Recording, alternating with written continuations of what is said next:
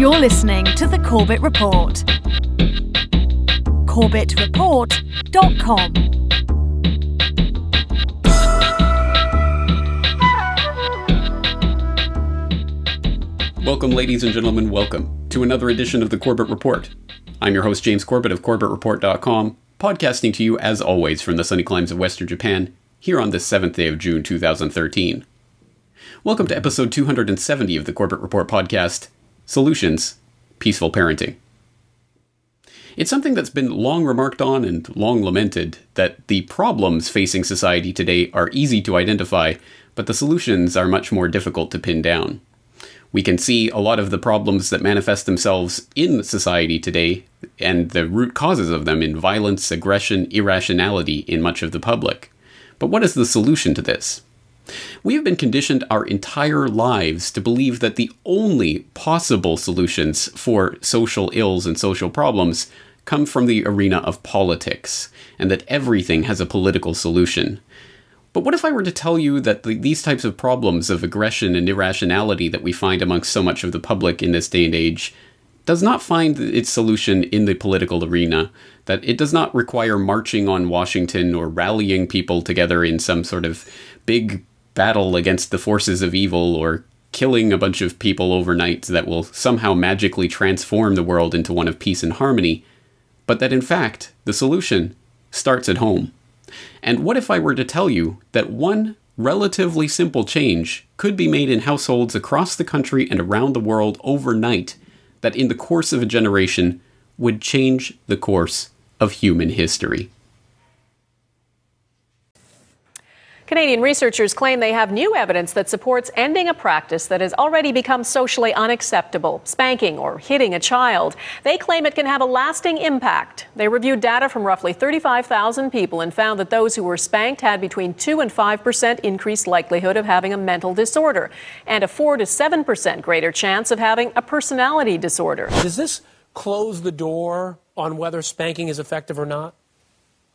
I think it does close the door, Ryan. First of all, it was a very large study and put in a very reputable journal. And so to me, that says that it's something for all of us to really pay attention to. In addition, all of my experience, the literature I've read said that spanking and hitting just isn't necessary for discipline. Can spanking cause mental illness? Well, researchers in Canada say physical punishment is linked to mood disorders, substance and personality disorders. Now, I got to tell you, this is not a mystery to those of us that work with people who have been affected by these sorts of behaviors from their parents. There's a 100% probability if somebody gets to me that they had childhood trauma of some type. And there's just no doubt that physical punishment affects how our brains develop. It's not open for debate for people that work with children and work with trauma survivors. It's just the way it is. That's right. Last year, a Canadian study made waves by demonstrating that those who had experienced early childhood violence of any form had a clearly increased risk of Class 1 mental disorders. And this is not simply spanking or corporal punishment in the sense that we tend to think of it, but even such things as pushing and shoving. Any sort of physical trauma and violence in early childhood was a risk factor for increased likelihood of the onset of mental illness in adulthood.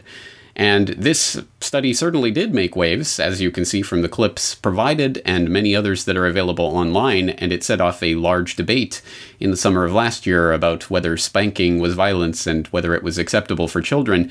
And the tenor of that debate was very much centered around the premise that this study was a one of a kind, that really it was the only study that indicated anything of the sort, that it was still very tentative, that this was just one research team that had found this one finding, and that there was much more work to be done. But in reality, there has been a lot of studies that have proven all sorts of correlations between early childhood trauma and violence and all sorts of problems in adulthood, from the increased risk of antisocial behavior to criminality to obesity to chronic depression to alcoholism to drug abuse to early teenage pregnancy, etc., etc. Pretty much every type of social ill that we can think of has an increased likelihood in the case where children have been exposed to a traumatic early childhood abuse of any kind. And that includes such things as spanking, which is still a very prevalent form of discipline in some countries, like the United States, where it is employed by 80 to 90% of parents. But it is outlawed in 32 countries around the world, and I'll include a link in the show notes so that you can find out which countries those might be and find out more about the campaign to end corporal punishment around the globe. But again, it is important to note that there have been many studies that have been drawing this statistical correlation out for a long time and have been showing that many of the social ills that we have been trained to equate only and 100% with economic or political problems, in fact have problems that are much more deep-seated in the childhood of the people involved in those problems. And this is something that's very uncomfortable for a lot of people to deal with because, of course, it goes to the core of who they are as human beings, how they were raised as children, and how they choose to raise their own children. It's a deeply personal thing, and no one wants to reevaluate their own life or the way that they've raised their children in the light of this type of empirical evidence. But if we are going to be rational individuals that are driven by evidence, then we have to take a look at it.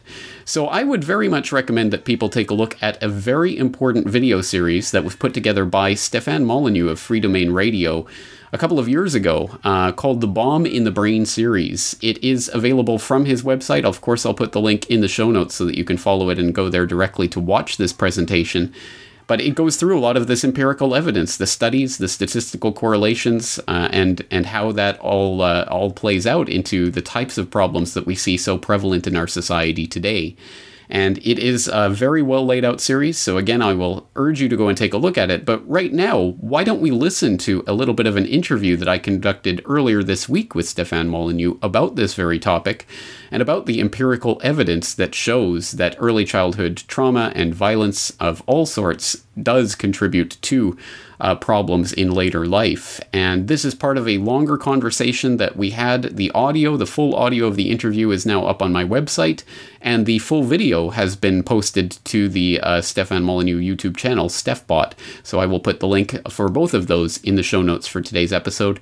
And let's listen to a little bit of our conversation where Stefan outlined some of that empirical evidence for the correlation between early childhood violence and trauma and later adult problems. If you want to improve the world, then you have to start with what is.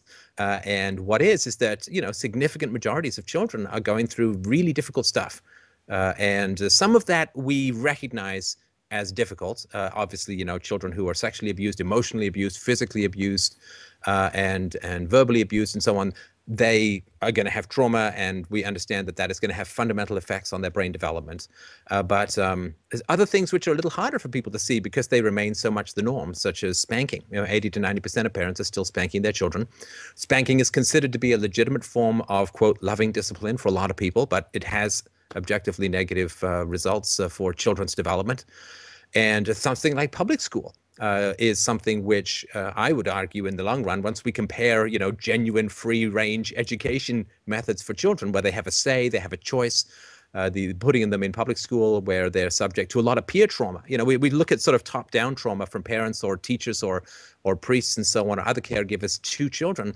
But peer trauma is also quite significant. And whenever you cram a whole bunch of kids together, particularly in the same age category, force them to go into a particular area and stay there in a not so quasi-prison-like environment, you're going to get that kind of horizontal peer-on-peer aggression. So childhood, as it stands, is obviously significantly better than it was in the past. But it's still got a long way to go. And I think like all societies, we're tempted with we're done. We've got the major stuff done, and the major aspects of society are tidied up and cleared away.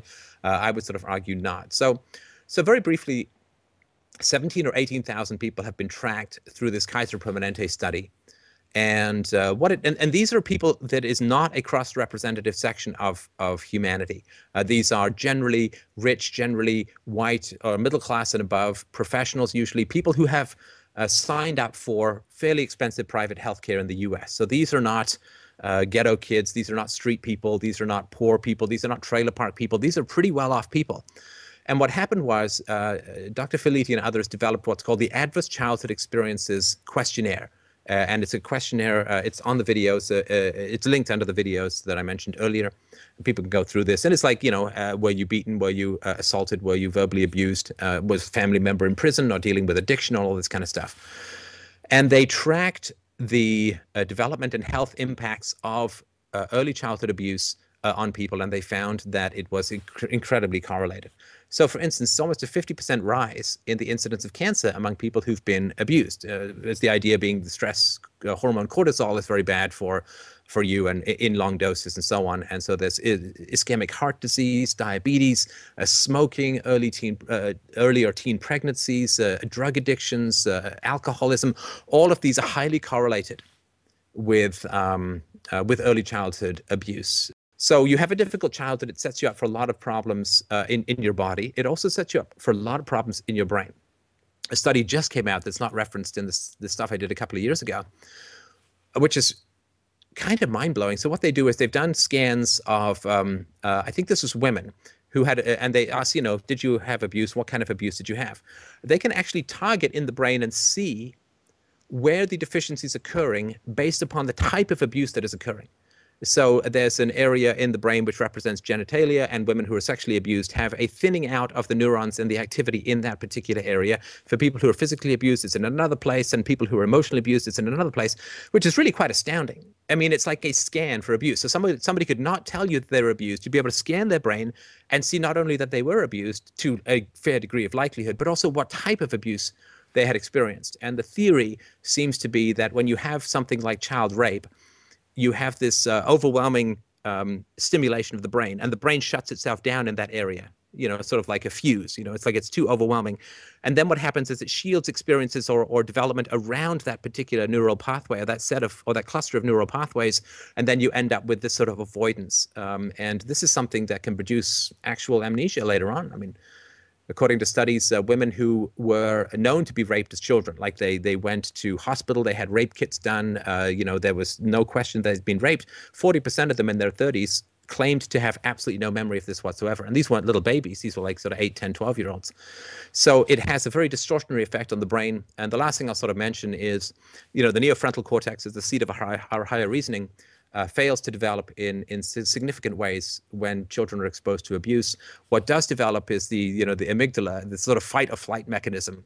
And so when people go through this kind of abuse, when you think of some guy who's in a bar who's really touchy, if he thinks you look at him the wrong way, he's just going to start being really aggressive. The fight or flight mechanism is highly developed, overdeveloped, and the sort of restraining mechanism of the neofrontal cortex, which intercepts the impulses of the base brain fight or flight mechanism and attempts to dampen them down. And you really only have about a third to a half a second to intercept those impulses. That is really atrophied. And so you get these hair trigger guys who are very aggressive, very violent, who take, what they call in the hood, he didn't give me respect, I need respect. He didn't give me juice. These are the guys who've gone through significant abuse and remain hair trigger and really quite primitive.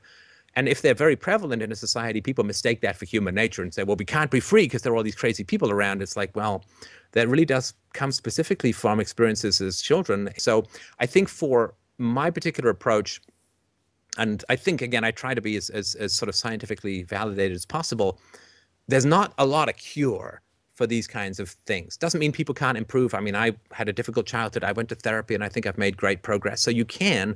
It's very expensive. I dropped like over $20,000 on therapy. So that's not available for everyone to have the time and the money to be able to pursue it.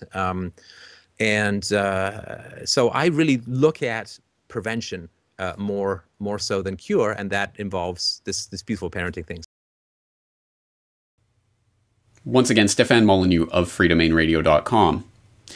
Well, once the empirical cards have been laid out on the table and we know the statistical and scientific studies and evidence demonstrating the link between early childhood abuse, trauma, violence, and corporal punishment, and the problems that develop later in life as a result of that early childhood experience, then we really have a choice to make, whether or not to follow the evidence, to be rational, and to try to implement that in our own lives by not setting the example for young children that violence is the answer to any of life's problems, or to perpetuate the problems, perpetuate the cycle of violence, and to contribute to the ongoing decay of society. It really is in terms that are that stark and that are that obvious for those who have examined the empirical evidence. So it really does come down to a matter of personal choice, and it is a choice that people make each and every day, whether or not they are going to try to resolve the problems that they may be having at home with their children by recourse to violence and irrationality and senseless punishment as a means to get children to do what you want, or if there will be an attempt to do something different, something that should not be radical, but unfortunately is seen by our society as radical, and that is peaceful parenting. Parenting without recourse to violence.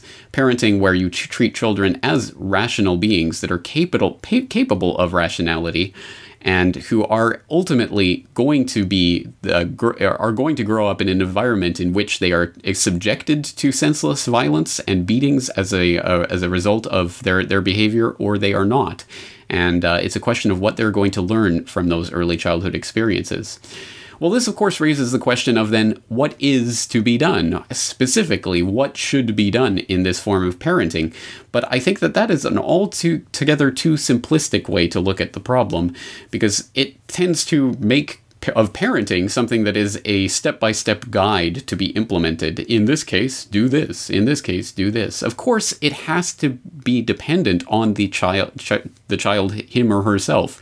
Each individual child is an individual. Each individual parent is an individual, and those individuals are going to work together in very different ways depending on those personalities and who those people are, just as every other two people on the planet have to find out what ways they can best interact with each other without recourse to violence and without recourse to basically beating someone into submission, which is something that we demand and expect of the people around us in every other form of life, in every other walk of life, in every other situation we find ourselves in.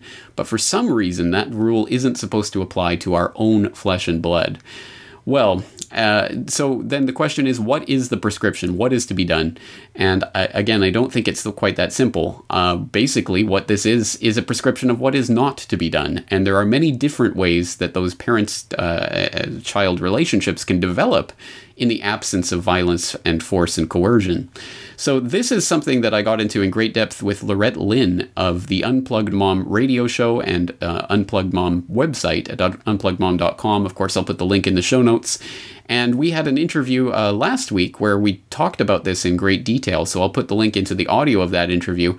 Let's take a look at some of that interview where we talked about some of these questions and about what can and should and hopefully will be done in a society where people understand that parenting is about having a relationship with your child, not about trying to socially engineer them by violently beating them into submission. Again, for people who are hearing this for the first time, how would you describe what it is that you do in terms of your parenting? What is it? What are you actually attempting to do if it's not discipline? I have a relationship with my children, and that doesn't mean that we're on the same.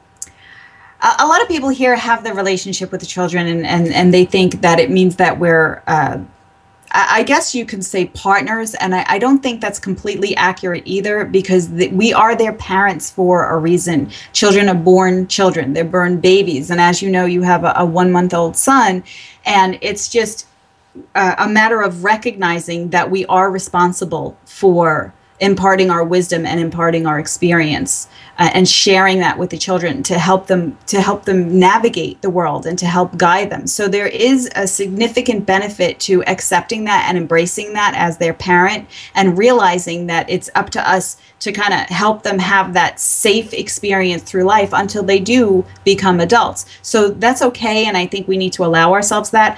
But there is a way to do that without using force, without using violence. And I think that's where the battleground starts to get a little bit fuzzy, because what we've done essentially is we've created this dichotomy, or this false dichotomy, if you will, where we either feel like we're completely hands off and we let the children do whatever they want and we don't interfere at all, or we're authoritarian parents. And that's not necessarily true. You can still be very much involved in your children's lives. You can still be that source of encouragement and that source of support, and even strongly encourage certain decisions or certain behaviors, or even to the point where we're protecting them from known dangers and even allowing some dangers to happen, allowing them to get hurt sometimes.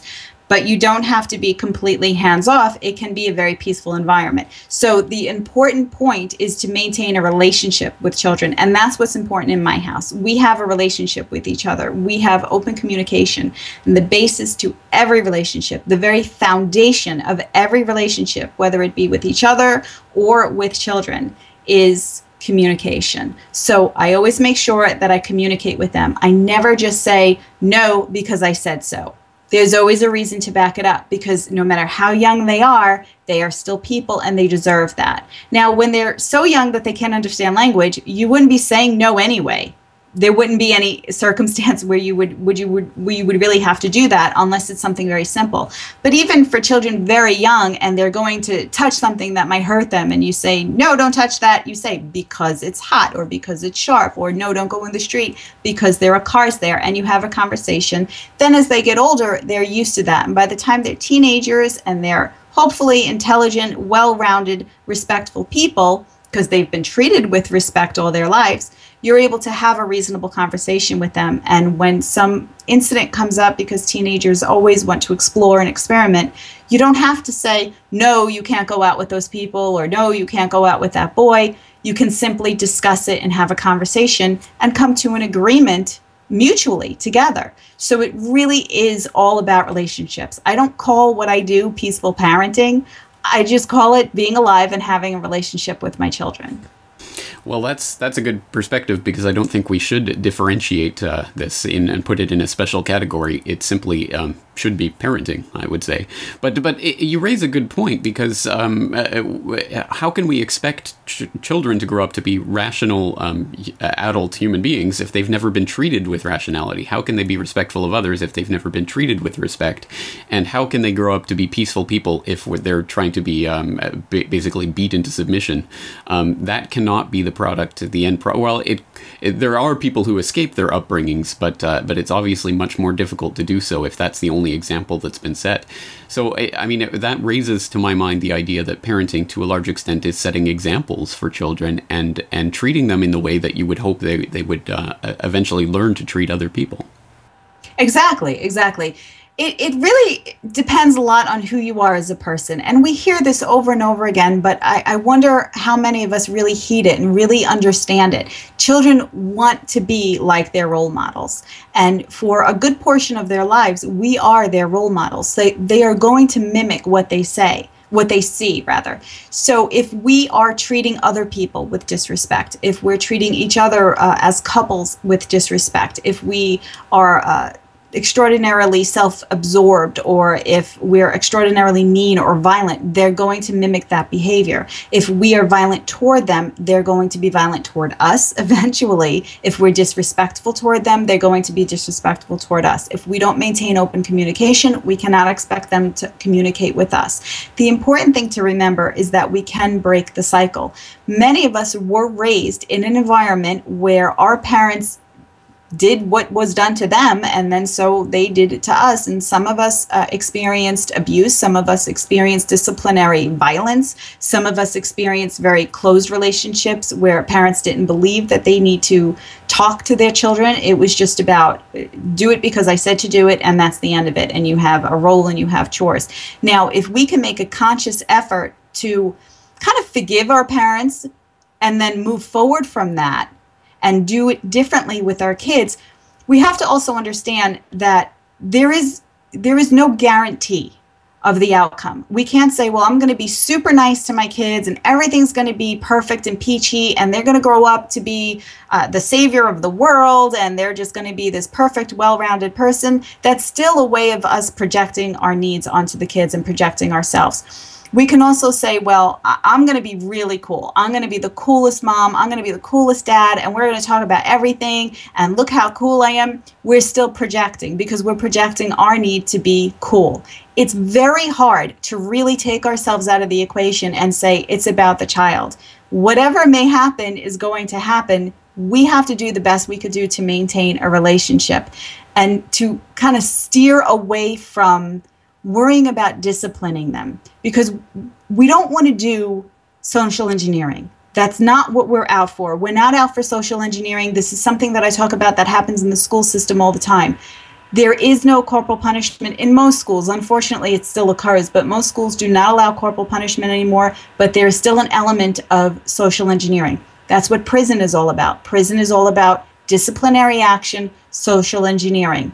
Has it worked?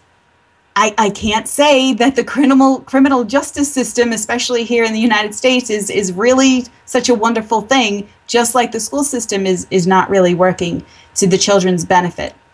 So what we want to do is not worry about controlling or determining their behavior, but maintaining an open and honest, respectful relationship with our children.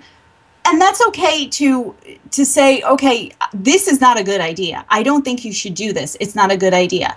I really want to drive that point home, because a lot of parents, they go in one direction or the other direction, left or right.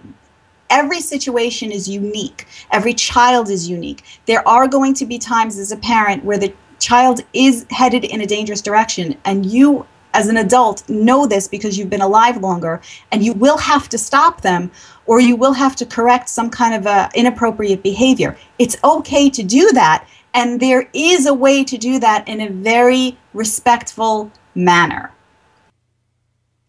Once again, Lorette Lynn of UnpluggedMom.com. And so here we are. We see that there is an absolutely overwhelming statistical and empirical evidence demonstrating the link between early childhood trauma and what happens in later life. And we understand that how that feeds into a society at large, which is itself suffering from types of post-traumatic stress disorder, with irrationality and violence and aggression being rampant in society. And we can link those two things together, and we can understand the causes. We can also understand what it means to parent in a peaceful sense, in a non-aggressive, non-violent, non-forceful, non-coercive sense. And all of this information is extremely important, but there may be people out in the crowd who say, well, what does this have to do with the Corbett Report and the types of issues that you talk about? Certainly there is just a class of people out there who are just absolutely the people who like to believe themselves to be rulers of society, and who have the positions of power, have the wealth, have the engines to create wealth that leave them in positions of disproportionate power in society. Surely you aren't suggesting that these people would have been turned out any differently if they had merely been parented a little bit better or hadn't been spanked as children. Well, this is the exact argument that I raised when I was talking to Stéphane Molyneux a couple of years ago in a conversation that we had that talked about some of these issues. Well, you have no argument for me that we need to raise children in a loving environment and absolutely eliminate those forms of abuse. And you have no argument for me that the state is one that functions best when it has a dumbed down, fear-filled, incapable of reasoning population that can be scared and herded into doing what the state wants it to do. But you will forgive my incredulity at the idea that there would be no David Rockefeller. David Rockefeller wouldn't be David Rockefeller and wouldn't be concerned about controlling humanity if he had just been raised more lovingly by John D. or John II. I just don't buy that. Well, you should look at his childhood. Look at the childhood of presidents. I mean, the childhood of presidents is one long, grisly, ugly, horrible series of case studies in child abuse. It's not accidental that these people come from these horrific backgrounds. So you'll notice that I specifically brought up the instance of the Rockefellers, the infamous Rockefeller dynasty, which, if you're not acquainted with, please go and to the back archives of CorbettReport.com to acquaint yourself with the Rockefeller dynasty and the ills that have been perpetrated by them in the name of their quest for their lust for greed and power and control. over society at large. And you will obviously detect that I was quite incredulous at the time that there could be anything in the, for example, parental background of the Rockefellers that would have led them to become these types of people. And certainly the problems that have been raised by people like the Rockefellers and their ilk, who have vast amounts of resources to devote to basically swindling, cheating, robbing, and subjecting the public to their whims, is one of the most sizable problems and questions when it comes to the larger question of what's happening in the economy, in politics, in the global political and social situation. Does this stem from early childhood trauma? Does this stem from parents who subjected their children to abusive relations and who really did try to impose violence or fraud or coercion on their children? Well, as it turns out, there is evidence that, yes, this is in fact exactly what the case was in the Rockefellers' own household. Welcome. This is James Corbett of CorbettReport.com with the last word on snake oil. The image of the traveling snake oil salesman of 19th century America is by now a familiar trope. It's the image of the heartless huckster who preys upon the trust of the general public to swindle them out of their hard-earned savings. With a bottle of useless tonic and the help of a plant in the audience, the snake oil salesman made a living out of lies and deceit. In these respects, William Livingston was your average snake oil salesman. He used a made-up title, billing himself as Dr. Bill Livingston, celebrated cancer specialist, despite being neither a doctor, nor celebrated, nor a cancer specialist. He was an inveterate cheat and liar, having abandoned his first wife and their 6 children to start a bigamous marriage in Canada at the same time as he fathered 2 more children by a 3rd woman. And, like every snake oil salesman, he had a cure-all tonic to hawk. He called it rock oil and charged $25 a bottle for it, equivalent at the time to 2 months' salary for the average American worker. Claiming it could cure all but the most terminal cancers, there were always desperate souls in every town who could be duped into buying a bottle. As near as anyone can tell, rock oil was in fact just a mixture of laxative and petroleum, and had no effect whatsoever on the cancer of the poor townsfolk he conned into buying it. But Dr. Bill didn't have to worry about the consequences when his customers discovered they'd been had. He never stayed in any one place for very long. Yes, in almost every respect, William Livingston was your run-of-the-mill snake oil huckster, someone who had no compunction about preying on the weak and the innocent in his pursuit of wealth and power. There was one thing that set him apart, however. His name was not, in fact, Livingston. That was an identity he had assumed after being indicted for raping a girl in Cayuga in 1849. His actual name was William Avery Rockefeller, and he was the father of John D. Rockefeller, founder of the infamous Rockefeller dynasty. The official histories of the Rockefeller family, many commissioned or approved by the Rockefellers themselves, or produced by public television stations owned and managed by family members, downplay the significance of the dynasty's snake oil lineage. John D., they claim, was the opposite of his father. Pious and industrious, where his father had been wayward and lazy. Philanthropic and generous, where his father had been selfish and greedy.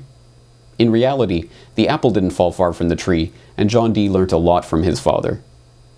Devil Bill, as the celebrated Dr. Bill Livingston was also known, once bragged that, "I cheat my boys every chance I get. I want to make 'em sharp." The young Rockefeller learnt his lesson well, and by all accounts John was smart, shrewd, and possessed of a maturity beyond his years. From his father's example, he learned how to lie, how to cheat, and how to get away with it, traits that served him well as he rose to become one of the richest men the world has ever known. Well, this is interesting. Certainly, this does not in any way, shape, or form absolve the adults who end up becoming the criminal elements of society, whether they be Rockefellers or merely 2-bit criminals, from their personal moral responsibility for the actions that they take. But at the very least, if we are serious about actually getting to the roots of these problems and actually attempting to prevent these types of problems from arising before they even arise, an ounce of prevention worth a pound of cure, or in this case perhaps 1,000,000 pounds of cure, then we have to actually examine this type of empirical evidence for the link between early childhood trauma experiences and later criminality. Because ultimately, if we are not addressing these root issues, then we are merely hacking at the branches of the problem and accomplishing, in the end, nothing. Because the true revolution, the real revolution, starts at home in every possible sense, whether that's the solution that presents itself in the economy, whether that means getting self-sufficient and getting off the grid in terms of stopping to put your wealth and your investments in the stock markets that are full of the Fortune 500 companies that themselves are part of the military-industrial security complex, or whether that means on the health or food issues, getting off of the grid and stopping giving your money to big agri and big pharma and starting to source your food and your medicines locally and naturally, or any of the other myriad things that we talk about here. The solutions always boil down to the personal level and what you can personally implement, and what could be more simple and more immediate to personally implement than to stop using violence, fraud, and coercion against our children. But the question, of course, is whether or not this idea is going to catch on or is catching on with the public at large. Even if we have processed, understood, and internalized the empirical evidence that demonstrates all of these connections, it certainly doesn't mean that this is having any effect on society at large. So the question is, what kind of discourse is happening in the societal conversation right now? Is it changing? Are people's attitudes changing? I like to try to remain optimistic, but as I go on to point out in my interview with Stefan Molyneux, I have seen many things online that dispirit me in this quest to actually spread awareness of this problem and these issues, because unfortunately there are so many people who will resort to the tired old argument that I was spanked and I turned out okay, so I think the spanking is fine, which, as Lynn goes on to point out in the interview, of course, is a completely flawed analogy. Just because you survive a car accident doesn't mean that everyone should get in car accidents. So it is a flawed and faulty logic that is used to try to defend and normalize people's childhoods, and for obvious reasons. Everyone wants to try to normalize their childhood. No one likes to think of themselves as scarred or damaged in that way, and no one likes to think that they are imposing that kind of violence on their children. So they will stick up for the practices that they've been born in and that they've applied themselves in later life. So it is a very difficult subject to really start to change people's minds and perceptions. But nevertheless, I think that there is room for hope and optimism that the societal conversation is changing little by little, even if maddeningly slowly. Linda in Kansas, you have a comment. I do. Mm-hmm. I think spanking is okay. I think that you should know the difference between spanking and beating. I understand, but this research showed that simple spanking is associated with a higher risk of anxiety disorder, mood disorder, substance abuse, personality problems. There it is. There's the research. And it fits with all of our clinical experience. Why do people have such trouble with this? They're so wedded to spanking. There are always a better alternative to spanking. Always. So why do this to kids if now we have research that shows it adds risk to their mental health? Why? Well, yeah, I don't know the answer to that, but I spanked my children when they were little, and they all turned out to be great people. In our society, anywhere from 70 to 90% of parents engage in this kind of behavior. So it's not shocking to me at all. However, it is concerning because I'm convinced that spanking is the wrong way. Any form of hitting a child, whether it be slapping or spanking. You're saying you do it once a week or more even. No, if it's working, not more. I mean, if you do it once and it supposedly works, why do you have to keep doing it? But at this point, at 2.5 years old, when she's doing certain behaviors, I just look at her and she knows. She stops. I don't need to go to the She's spanking. afraid of you. No, she's not afraid of me. She knows that she'll get in trouble, Spanking of the kids. Where you stand? We all got spanked growing up, right? We all got hit. I got spanked. I think growing up, if you're at a certain age, you got spanked. That's, it's just the way When did that work. end? When did the timeout start? Louis, you have the kids. I got kids, and we don't spank them. I don't. So you're like the barrier. You're the generation that got spanked. I know what it did to me. I ain't gonna do it to another kid. It horrified me as a kid. Did not help me at all. I don't speak to my father. No, it's one of those things that like. They were bad spankings then. Yeah, there's a difference. I don't either. Well, it's like, I remember my dad, he would lecture me first and tell me why he's going to, which is like torture. That's man. Going, here's why you're getting spanked, and I remember standing there thinking, the instant I'm old enough, I'm getting the away from this man and never seeing him again. Well, there is room for cautious optimism that the conversation is at least changing, and we can see how the tenor and tone of that conversation has changed over the past generation, and hopefully will continue to do so as more and more people at least begin to understand that inflicting violence on the youngest and most impressionable and most defenseless members of our society is not any possible way to raise up a generation that will then learn to understand that rationality and the use of non-violence and non-aggression in relations with other people is the only way to truly achieve a peaceful and harmonious society. This is all extremely obvious, extremely common sense, but again, people have been so scarred and so twisted by the abuse that they've been put under as children that it really does skew people's thinking on this issue.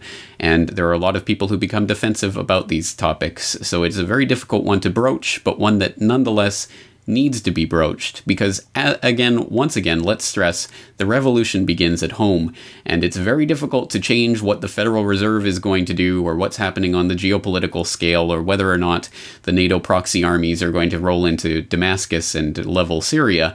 But something that we do have 100% direct control over in our own personal lives is the way we choose to raise our own children. And this is something that I hope that people in the audience will at least begin to examine. And of course, I will direct you to the show notes for today's episode, where you can find all of the documents cited in today's episode to begin starting that research for yourself. That's going to do it for this week. Once again, I'm your host, James Corbett of CorbettReport.com. Looking forward to talking to you again next week. Mom, she's legit, making us chill when we pitch a fit, telling us to share and never to hit. If you can't say something nice, put a sock in it. Dad, he's the guy, never gets tired of playing I Spy, with a constant barrage of kids asking why, and he always pretends he needs...